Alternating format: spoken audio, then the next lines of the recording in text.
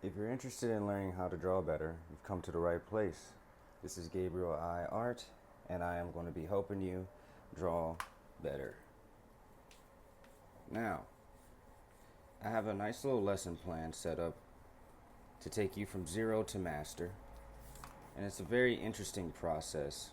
But if you stick with me, I have no doubts that you will be way better than you ever thought you could be, just like myself. We're going to be starting off with 3 shapes.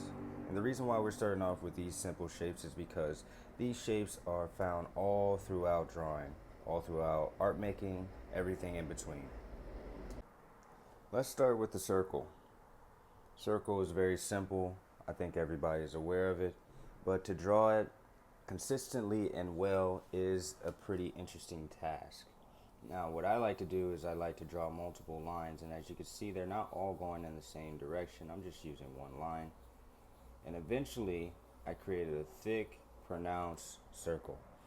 Now, this is how I recommend to draw circles because drawing just one line, there's a lot of error that can happen in there. But if you continue to keep going with your circle until that line becomes thick and dark, it starts to look better, starts to look more pronounced. Now, just drawing the circle is easy, same as drawing any of these simple shapes once you get the hang of it. So what I'm going to do to challenge you is start with a very small circle and then work your way up to a very large circle. And the reason why we are doing this is because it's not the same drawing something in different shapes and sizes. So if you're able to practice this and get to this size, you're well on your way. So let's do that. So I kind of ran out of space here, but that's just fine. Now, going from smaller to larger, there's going to be variation. You don't want it to be perfect, and perfection is not what we're looking for. Like I always say, perfection is an illusion.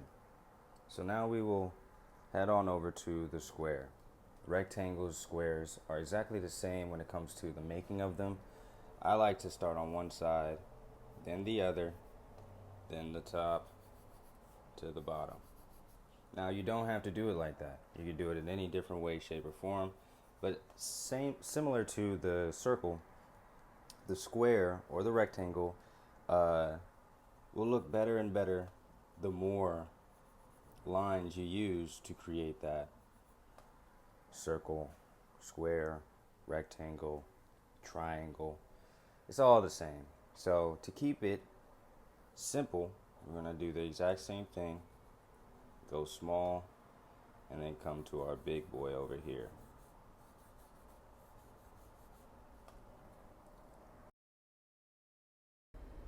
Now then, we have our circles and our squares already lined up, and we have done the exercise of making them smaller to larger. So now let's work on the triangle.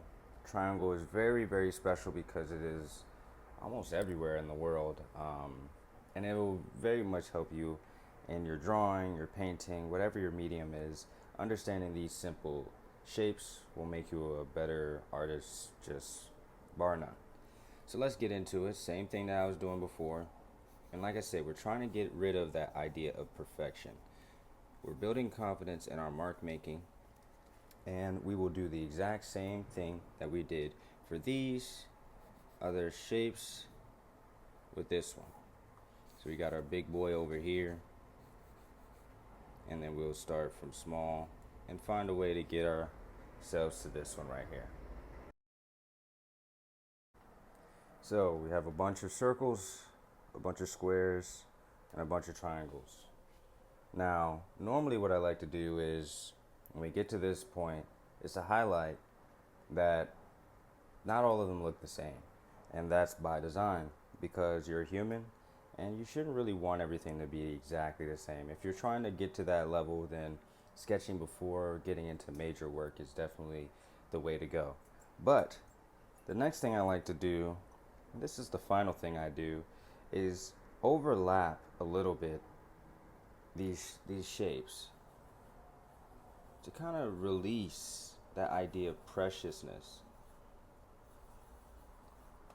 Because if you make your work too precious, then it'll be hard for you to actually work on things that you feel like are perfect. And you want to get out of that habit of putting preciousness on your work. And the reason why you want to do that is because the preciousness can lead